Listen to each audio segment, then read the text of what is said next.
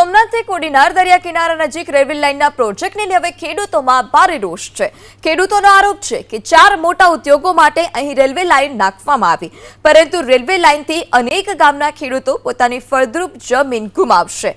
નાની ખેતી ધરાવતા ખેડૂતો તો ખાતેદાર મટી જ જશે। આ સાથે જ ખેડૂતોએ સૂત્રાપાડામાં સંમેલન પણ બોલાવ્યું, જેમાં કોઈપણ ભોગે નવી રેલવે લાઇન ન સ્વીકારવા અને પોતાની ખેતીની જમીન બચાવવા ગ્રામજનોએ ચર્ચા કરી। રેલવે લાઇનથી વિસ્તારમાં કેટલું નુકસાન થઈ શકે તેને અટકાવવા માટે સૌ ખેડૂતો સાથે મળીને વિરોધ કરવો, આ તમામ મુદ્દે ચર્ચા કરવામાં આવી અને રણનીતિ ઘડવામાં આવી। સોમનાથથી સારા ઔદ્યોગિક રેલવે લાઇન કે જે 4 કંપની માટે સાપુજી પાલનજી, અંબુજા, જીએસએલ, મોરાસા માટે છે।